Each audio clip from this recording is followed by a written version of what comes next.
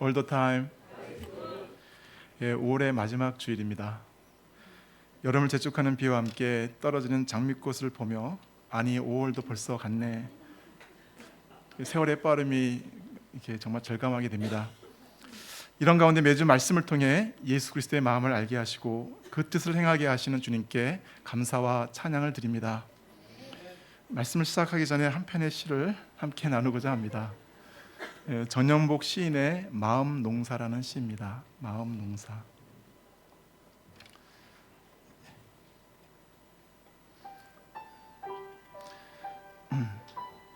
마음 농사 정연복. 세상 살아가는 일 많이 복잡한 것 같아도 나의 육식 코앞에 두고 이제 알겠다. 인생이란 본디 마음 농사 짓는 일, 보이지 않는 마음 하나 잘 가꾸어 가는 일이라는 걸. 사랑과 우정, 삶의 기쁨과 행복과 보람,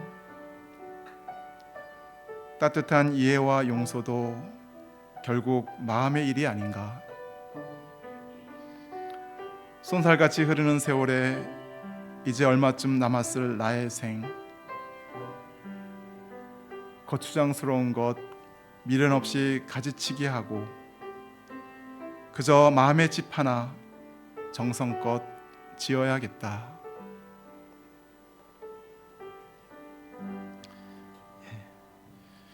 주님이 기뻐하시는 마음 농사는 어떤 것일까요? 주님의 마음을 품는 것이 아닌가 생각해 봅니다.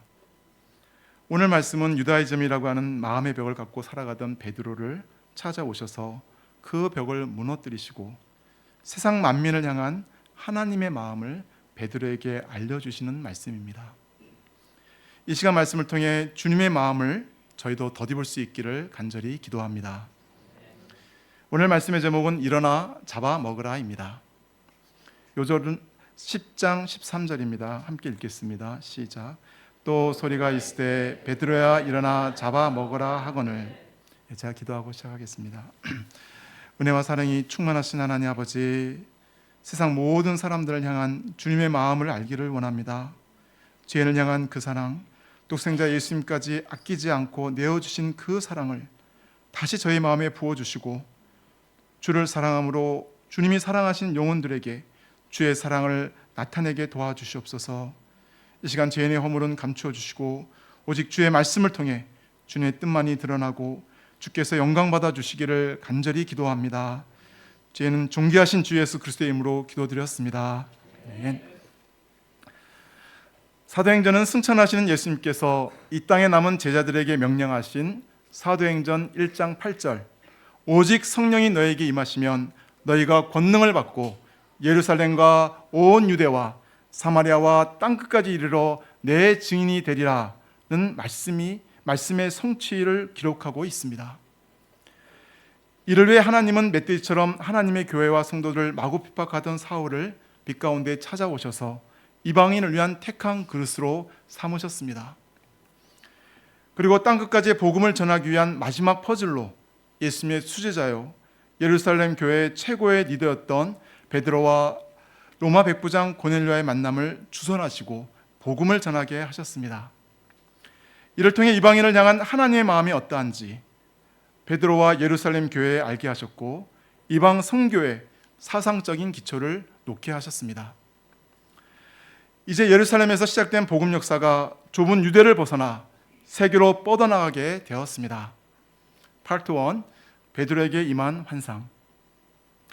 9장 32절부터 43절까지는 사울의 회심 이후 예루살렘 교회가 안정되자 예루살렘 교회에 대한 핍박으로 인해 사방으로 흩어졌던 양들을 돌아보는 베드로의 모습이 나옵니다. 9장 32절을 보십시오. 사도 베드로는 사방으로 돌아다니다가 루다에 사는 성도들에게 내려갔습니다. 거기서 중풍병으로 8년 동안 누워있던 애니아라는 사람을 만나 예수 그리스도의 이름으로 고쳐주었습니다. 또한 지중해 항구 도시요 옛날에 요나가 도망가려고 배를 탔던 요빠라는 곳에서는 죽은 여제자 다비다를 예수님께 간절히 기도하고 난 후 다비다야 일어나라 말씀으로 살렸습니다. 그는 유대 양들이 있는 곳이라면 어디든 가서 주의 말씀을 전하고 주의 이름으로 권능을 행하였습니다. 43절을 보십시오. 베드로가 요바에 여러 날 있어 시몬이라는 무두장이 집에서 머무니라. 여기서 무두장이는 죽은 짐승의 가죽을 가공하는 사람입니다. 무두장이는 조선시대 백정처럼 사회적으로 멸시를 당하였습니다. 죽은 짐승을 손으로 만지기 때문에 부정하다고 여겨져 성읍에서 격리되어 살았습니다. 또한 이런 무두장이 집에 베드로가 여러 날 묵었다는 것은 당시 아주 파격적인 일이었습니다. 마치 예수님이 창기와 세리 같은 죄인들을 멸시하지 않으시고 함께 하신 것처럼 베드로도 열린 마음으로 유대인들이 혐오하는 무두장이를 영접하고 함께 하였습니다. 그러나 거기까지였습니다. 그의 관심과 사역의 범위는 유대 지역을 벗어나지 못하고 있었습니다. 그가 세계적인 복음의 일꾼으로 쓰임받기 위해서는 그의 마음 깊숙이 자리 잡고 있던 유다이즘, 즉 유대인으로서의 선민의식이 깨어져야 했습니다. 하나님은 이런 베드로를 어떻게 도와주십니까? 10장 1절을 보십시오. 가이사랴에 고넬료라는 사람이 있었습니다. 그는 로마 군대의 백부장이었습니다. 백부장은 100명의 군사를 거느리는 지휘관으로 피식민지인 유대에서는 막강한 권세가 있었습니다. 그런데 그는 다른 군인들과는 달랐습니다. 2절을 보십시오. 다 함께 한번 읽어보겠습니다. 시작. 그가 경건하여 온 지방과 더불어 하나님을 경외하며 백성을 많이 구제하고 하나님께 항상 기도하노니. 그는 하나님을 경외하는 사람이었습니다. 또 식민지 백성을 사랑하여 구제를 많이 행하였습니다. 항상 기도하는 영적인 사람이었습니다. 그래서 4절에 보면 주의 사자도 너의 기도와 구제가 하나님께 상달되어 기억하신 바가 되었다고 하였습니다. 그는 경천애인하는 훌륭한 인격의 소유자였습니다. 그러나 아직 복음을 알지 못하였기에 그 마음에 참 생명과 기쁨이 없었습니다. 구원은 아무리 그 사람이 인격적으로 훌륭하더라도, 아무리 경건하더라도 스스로 얻을 수 있는 것은 아닙니다. 오직 복음을 전하는 자를 통하여 이루어집니다. 그래서 사도 바울은 이사야 말을 인용하여 로마서 10장 14절 15절에서 이렇게 외쳤습니다. 같이 한번 읽어보겠습니다. 시작. 그런즉 그들이 믿지 아니하는 일을 어찌 부르리요? 듣지도 못한 일을 어찌 믿으리요? 전파하는 자가 없이 어찌 들으리요? 보내심을 받지 아니하였으면 어찌 전파하리요? 기록된 바 아름답도다 좋은 소식을 전하는 자들의 발이여 함과 같으니라. 예수 그리스도의 복음은 유대인뿐 아니라 이 이방인인 고넬료에게도 전해져야 했습니다. 하나님은 이렇게 복음을 듣고자 하는 자를 외면하지 않으십니다. 하나님은 고넬료의 기도와 구제를 받으시고 그에게 복음의 기쁜 소식을 전해주고자 환산 중에 나타나셨습니다. 그리고 요바에 사람을 보내어 성경 선생인 베드로를 청하도록 방향을 주셨습니다. 9절을 보십시오. 고넬료에게 환상이 임하고 난 그 이튿날이었습니다. 고넬료가 보낸 사람들이 요바성에 가까이 갔을 때 베드로가 기도하려고 지붕으로 올라갔습니다. 때는 낮 12시였습니다. 훈련을 받을 때나 목자가 되어서도 여전히 목성이 좋았던 베드로는 배가 고팠지만 아직 준비 중이라 기도하러 올라갔습니다. 그러나 곧 황홀경에 빠지게 되었고 환상이 보였습니다. 하늘이 열리고 내적 귀퉁이를 맨 큰 보자기 같은 것이 내려오고 있었습니다. 베드로는 하나님께서 나의 배고픔을 아시고 내가 좋아하는 양고기 구이, 닭볶음탕, 소고기 탕수육, 또 내가 좋아하는 피타빵을 보내주시는구나 생각하고 기뻐하였습니다.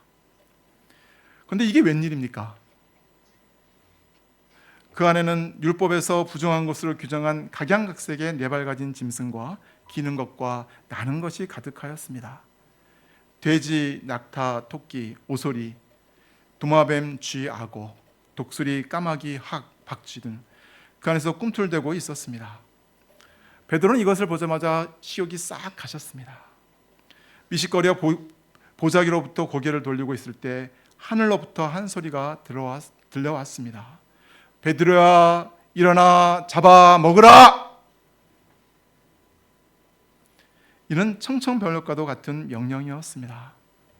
그는 깜짝 놀라 반사적으로 대답하였습니다. 주여, 그럴 수 없나이다. 속되고 깨끗하지 아니한 것을 내가 결코 먹지 아니하였나이다.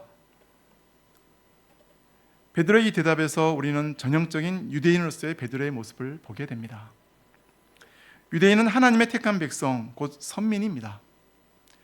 하나님은 그들을 세상 만민 중에서 구별하사 거룩한 백성, 제사장 나라로 택하셨습니다. 이는 그들을 통해 세상 만민을 구원하고자 하셨기 때문입니다. 그러므로 그들은 세상 만민을 품고 기도해주고 하나님의 말씀을 가르쳐주고 또 겸손히 섬겨야 했습니다. 그러나 그들은 이 선민 사상 때문에 교만해지고 배타적이 되었습니다.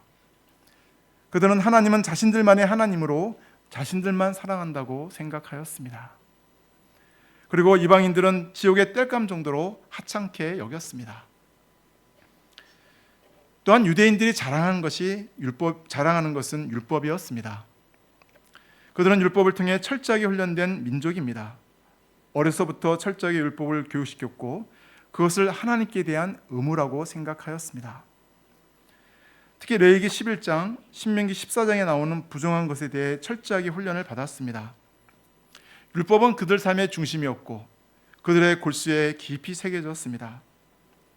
이것은 그들을 연단된 백성으로 만들어 어디를 가든 아무리 강한 이방 문화 속에서도 선민으로서의 자세를 잃지 않게 하였습니다. 그러나 한편으로는 강한 자기의를 쌓게 하였습니다. 이런 그들의 문제를 바울은 로마서 10장 2절 3절에서 이렇게 지적하고 있습니다.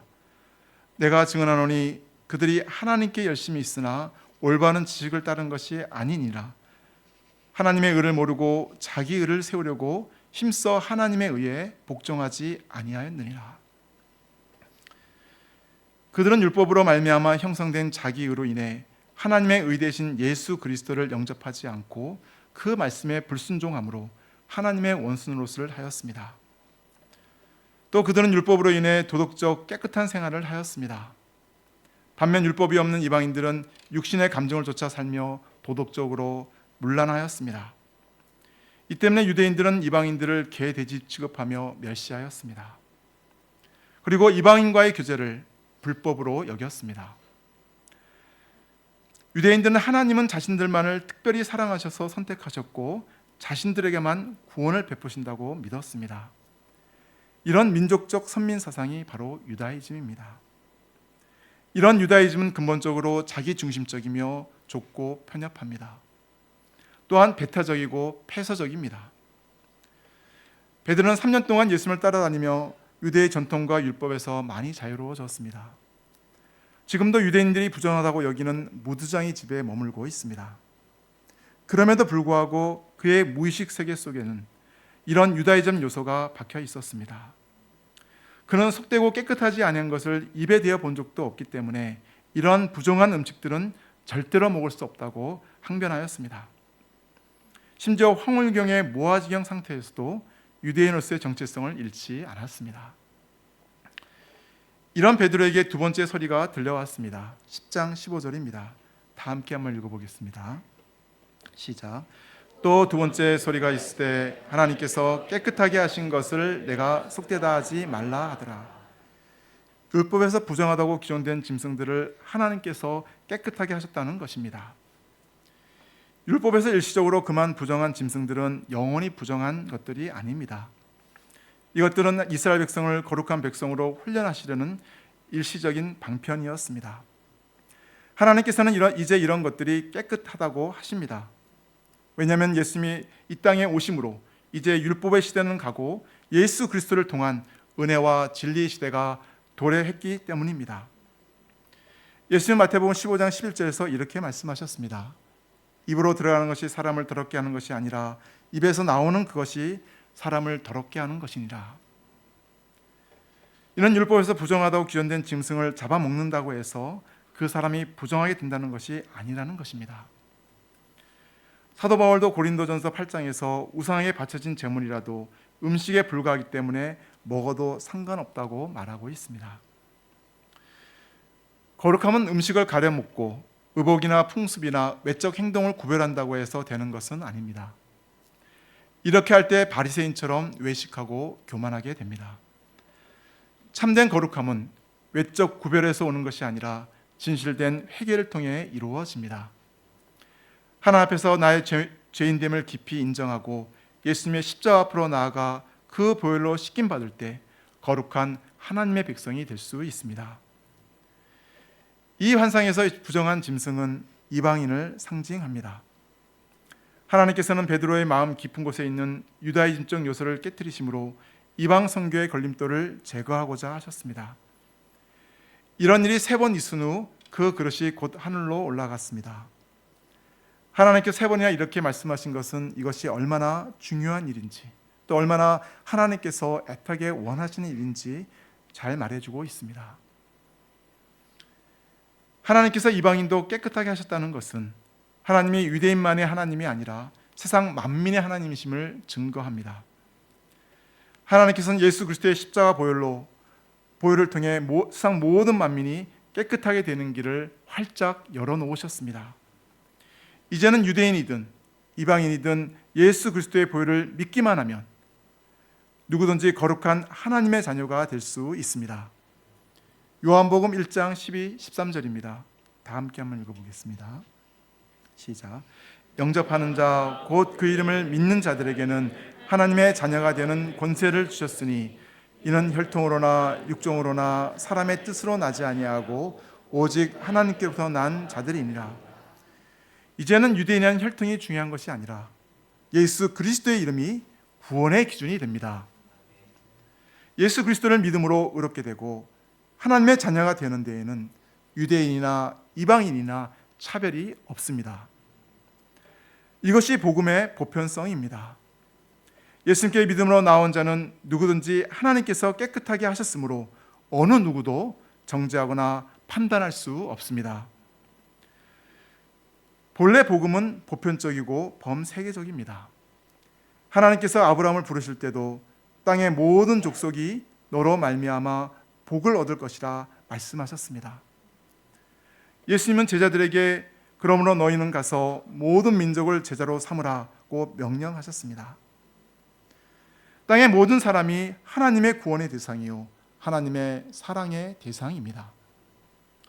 인생들을 향한 하나님의 사랑을 깨닫게 될 때 변화되지 않을 사람은 단 한 사람도 없습니다.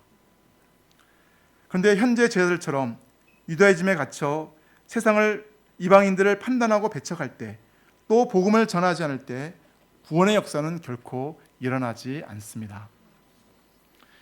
인도의 영원한 지도자 간디가 젊었을 때 영국으로 유학을 갔습니다. 온갖 차별과 편견과 냉대에 시달리면서 어려운 유학 생활을 하였습니다. 그러다 우연히 성경책을 발견하고 읽기 시작하였습니다. 성경을 읽으면서 간디는 참으로 많은 것을 깨닫게 되었습니다. 특히 예수님의 산상수훈 말씀은 그에게 큰 감명을 주었습니다. 성경을 읽은 간디는 하나님을 위해 그의 일생을 바쳐야겠다는 결심을 하고는 교회의 문을 두드리게 되었습니다. 그런데 그 당시에는 인도가 영국의 식민지에 지나지 않은 미개한 나라였고 인종차별이 심한 때였기 때문에 그의 결심은 빛을 발할 수가 없었습니다. 왜냐하면 교회를 찾아다니며 예수를 잘 믿을 수 있도록 도와달라고 여러 차례 청원해 보았으나 교회당에 들어가지도 못하고 쫓겨나기가 일쑤였기 때문입니다. 교회에서 쫓겨나면서 한 그의 마지막 말은 너무나 유명합니다. 나는 그리스도는 존경하지만 그리스도인은 경멸한다. 그는 결국 기독교에 대한 신앙을 버리고 교회를 떠나고 말았습니다. 인도로 돌아온 그는 10억 인구의 인도를 움직이는 위대한 지도자가 되었습니다. 만약 그때 교회가 간디의 간절한 소망을 외면하지 않았다면 인도의 역사는 전혀 달라졌을지 모릅니다. 간디가 기독교 영향을 인도에 끼칠 수 있었기 때문입니다. 지금도 인도 컬커트에서 만나는 인간 이하의 삶을 사는 수많은 사람들은 인도가 아직도 어둠 속에 헤매고 있음을 보여주고 있습니다. 복음은 온 세상 모든 민족을 대상으로 합니다. 이 복음을 전하는 사람도 세계성과 보편성을 가져야 합니다. 마음을 넓혀 세상 모든 사람을 품어야 합니다. 그런데 우리의 마음이 그렇게 쉽게 넓어집니까? 편협한 사고의 틀을 벗어나려고 애를 쓴다고 갑자기 변화가 됩니까? 정말 쉽지 않습니다. 아니, 우리의 힘과 의지로는 불가능합니다.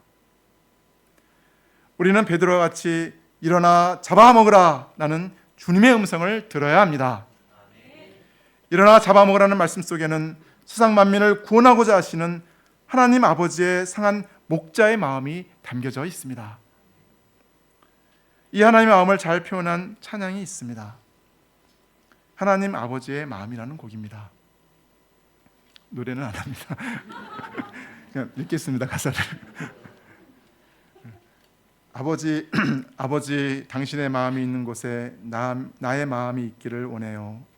아버지, 당신의 눈물이 고인 곳에 나의 눈물이 고이기를 원해요. 아버지, 당신이 바라보는 영혼에게 나의 두 눈이 향하기를 원해요. 아버지, 당신이 울고 있는 어두운 땅에 나의 두 발이 향하기를 원해요. 나의 마음이 아버지의 마음 알아 내 모든 뜻 아버지의 뜻이 될 수 있기를. 나의 온 몸이 아버지의 마음 알아 내 모든 삶 당신의 삶 되기를. 하나님의 마음은 아직도 복음을 듣지 못한 영혼들에게 향해 있습니다. 삶의 무게에 지쳐 흔들리고 고난과 아픔에 울고 있는 영혼들을 바라보고 계십니다. 하나님은 이들에게 우리의 눈이, 우리의 손이, 우리의 발이 하나님 대신 또 예수님 대신 가기를 원하십니다. 사실 제 개인적으로 주님께 나아가 기도할 때 제일 많이 하는 기도가 이런 주님의 마음을 달라는 기도입니다. 저에게는 이런 마음이 없기 때문입니다.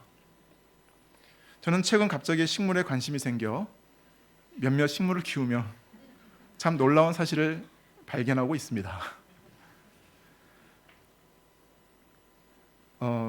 죽어가고 있는 나무에서 그 가지를 잘라 물꽂이를 할 때 조금이라도 생명이 남아있는 가지들은 뿌리가 내리며 살아난다는 것입니다. 이 나무가 어떤 나무인지 혹시 아십니까? 사실 밑에까지 찍어야 되는데 밑에 좀 지저분해가지고 사실 잘랐습니다. 이게 우리 2층 뒤에 있던 나무입니다. 너무 앙상하지 않나요? 그렇죠? 처음에 굉장히 풍성하고 굉장히 아름다웠던 나무인데 왜 죽었는지는 왜 저렇게 말아갔는지는 알 수는 없지만 근데 그래서 제가 자세히 보니까 그 가지들이 썩고 있더라고요. 그래서 저기 지금 남아있는 5개의 가지를 좀 잘랐습니다. 잘라서 물꽂이를 했는데 그 5개의 가지 중에서 단 1개만 뿌리가 내리더라고요. 잠깐 다음 선생님 보시겠어요? 지금 왼쪽에 있는 게 이제 그 5월 21일 날 지난주에 찍었던 사진이고요. 그 오른쪽에 여러분 보시는 오른쪽에 있는 사진이 오늘 찍은 사진입니다. 뭐 차이점이 보이세요? 그 작은 싹이 지금 자란 것입니다. 그게. 그래서 참 이게 식물을 키우면 상당히 느끼는 게 정말 그 너무나 다양하고 또 그 잎이 하나 이렇게 열릴 때마다 정말 이렇게 경이로움이랄까요? 또 각 식물마다 좀 다르게 또 다른 모습으로 열리는 걸 보면서 참 이렇게 하나님이 정말 다양하게 참 이 식물도 지으셨구나라는 그런 생각이 좀 많이 들더라고요. 그래서 제 방에 가보면 지금 이렇게 물 꽂이는 게 많은데 걔들은 다 죽어가고 있던 애들을 지금 이렇게 그냥 응급조치로 살려놓고 있는 것들인데요. 제가 잘 못 키워가지고 죽어가는 것도 있었고 그래서 근데 물 꽂이라면 또 살더라고요. 이렇게 우리에게 보내신 영혼, 우리에게 맡기신 영혼들에게 주님의 생명의 말씀과 기도로 섬기며 또 주님의 사랑의 물을 줄 때 반드시 그 영혼들에게도 언젠가 예수님께 뿌리가 내리고 주님이 기뻐하시는 작은 싹들을 내며 또 아름답고 풍성한 생명의 나무들로 자라날 것을 믿습니다. 해도 안 된다는 부정적인 생각과 불신을 버리고 주님께 대한 믿음과 소망 또 복음의 능력에 대한 확신을 갖고 한 영혼을 끝까지 돕고 섬길 수 있기를 기도합니다. 파트 2, 고넬료에게 복음을 전한 베드로. 17절을 보십시오. 베드로가 이 환상의 뜻이 무엇인지 알 수 없어 매우 당황하고 있을 때 고넬료가 보낸 사람들이 베드로가 묵고 있던 시몬의 집에 찾아왔습니다. 이때 성령께서는 베드로에게 의심하지 말고 이들을 따라가도록 방향을 주었습니다. 베드로는 다음날 성령의 방향에 순종하여 가이사랴로 갔습니다. 53km나 되는 먼 길을 3명의 이방인과 7명의 유대인들이 함께 가는 진풍경이 벌어졌습니다. 사실 이는 이전에는 상상도 할 수 없는 일이었습니다. 그러나 하나님의 뜻 가운데 성령께서 기획하시고 인도하사 이 일이 이루어졌습니다. 24절, 25절을 보십시오. 같이 한번 읽어보겠습니다. 시작.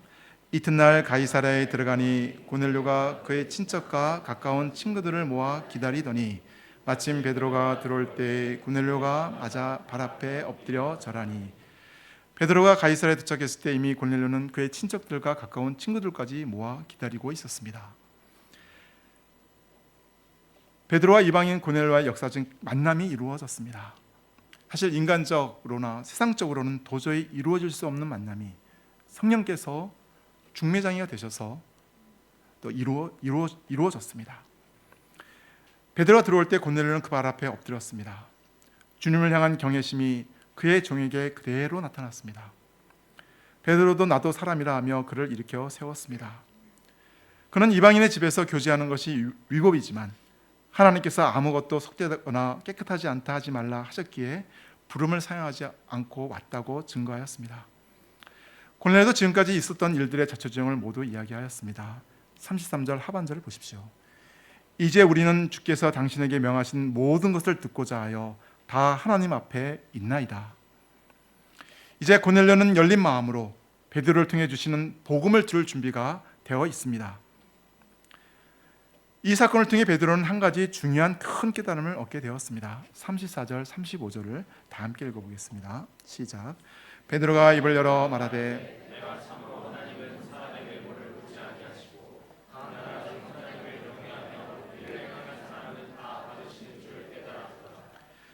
베드로는 비로소 하나님께서 인종과 혈통을 초월해서 외모가 아닌 사람의 마음의 중심을 보시고 또 유대인의 하나님이실 뿐만 아니라 이방인의 하나님도 되심을 깨닫게 되었습니다.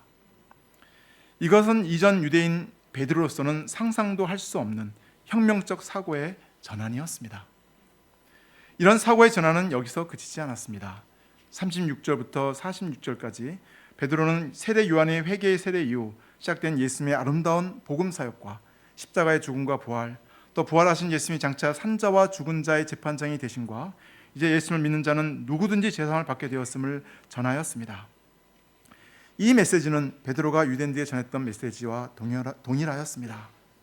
그런데 설교를 마치자마자 어떤 일이 일어났습니까? 44절, 45절을 보십시오. 또 같이 한번 읽어보겠습니다. 시작. 베드로가 이 말을 할 때 성령이 말씀을 듣는 모든 사람에게 내려오시니 베드로와 함께 온 할례 받은 신자들이 이방인들에게도 성령 부어 주심으로 말미암아 놀라니. 베드로는 하나님께서 이방인을 받아주실 뿐 아니라 말씀을 영접하는 이방인에게도 성령 부어 주심을 보고 깜짝 놀랐습니다. 베드로는 복음을 전하며 성령님이 이방인들에게 강림하실 것을 1도 기대하지 않았습니다. 그런데 하나님께서는 유대인들뿐 아니라 이방인들에게도 예수 그리스도의 십자가와 부활을 영접하기만 하면 누구든지 성령을 내려 보내어 주신다는 사실을 깨닫고 크게 놀라게 되었습니다. 그래서 베드로는 41절, 48절에서 이렇게 선포합니다. 이 사람들이 우리와 같이 성령을 받았으니 누가 능히 물로 세례 베품을 금하리요. 예수 그리스도의 이름으로 세례를 베풀라. 세례를 베푼다는 것은 그들을 교회 공동체의 한 지체로 받아들인다는 의미입니다. 이 사건은 유대인과 이방인 사이의 장벽이 허물어지는 신호탄이 되었습니다. 땅끝까지 복음이 전해지는데 가장 큰 장애물이었던 유다이즘이 제거되므로 이제 복음은 유대와 사마리아를 넘어 땅끝을 향하여 힘차게 뻗어나가게 되었습니다.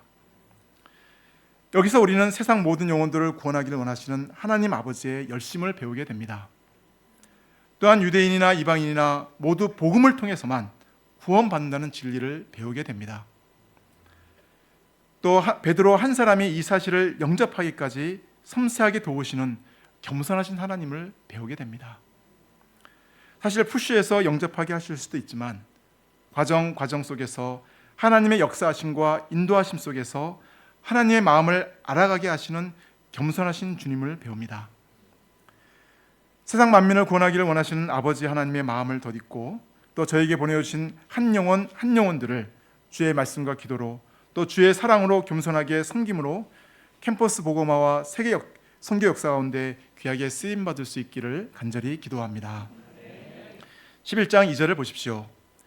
베드로가 예루살렘에 올라갔을 때 할례자들이 비난하여.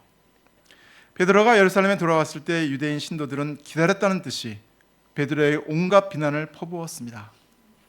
이때 베드로는 감정적으로 대응하지 않고 그동안 일어났던 일들을 조근조근 차례대로 설명하였습니다. 그리고 결론적으로 그런즉 하나님이 우리가 주 예수 그리스도를 믿을 때 주신 것과 같은 선물을 그들에게도 주셨으니 내가 누구이기에 하나님을 능히 맡겠느냐 질문하였습니다. 베드로의 말을 듣고 모든 의문이 풀린 사람들은 다 같이 하나님을 찬양하며 하나님께 영광을 돌렸습니다. 그러면 하나님께서 이방인에게도 생명 얻는 회개를 주셨도다. 이로써 하나님은 예루살렘 교회의 유다이즘을 깨시고 장차 왕성하게 일어날 이방 선교 역사를 지원할 수 있는 기초를 놓으셨습니다. 결론입니다. 하나님께서는 예루살렘에 시작된 복음 전파가 유대와 사마리아를 넘어 땅끝까지 뻗어나갈 수 있도록 친히 사람들을 예비하시고 환상을 보여주시고 실질적인 변화의 역사를 일으켜 주셨습니다. 이를 통해 얼마나 하나님이 세상 만민 구원 역사를 기뻐하시는가 배우게 됩니다. 저희들이 이 하나님의 보편적 마음을 덧입고 어떤 백성, 어떤 동역자, 어떤 양도 영접하고 그들에게 생명의 복음을 전할 수 있기를 기도합니다. 저희에게 하나님 아버지의 마음을 덧입혀 주셔서 저의 마음 농사가 풍성하게 열매 맺게 도우시기를 간절히 기도합니다. 기도하겠습니다. 은혜와 사랑이 충만하신 하나님 아버지 감사합니다. 세상 모든 사람들을 향한 주님의 마음을 알게 해주셔서 진심으로 감사합니다. 무엇보다 그들을 구원하시기 위해 열심을 내시는 주님의 마음을 알고 그 마음을 따라 주의 손과 발이 되어 한 영혼을 섬기는 주의 종들이 되게 도와주시옵소서. 오직 주의 말씀만이 생명의 구원 역사를 이룸을 확신하고 한 번의 말씀 공부에 온 마음과 힘을 다할 수 있기를 간절히 기도합니다. 주 예수 그리스도의 이름으로 기도드렸습니다. 네.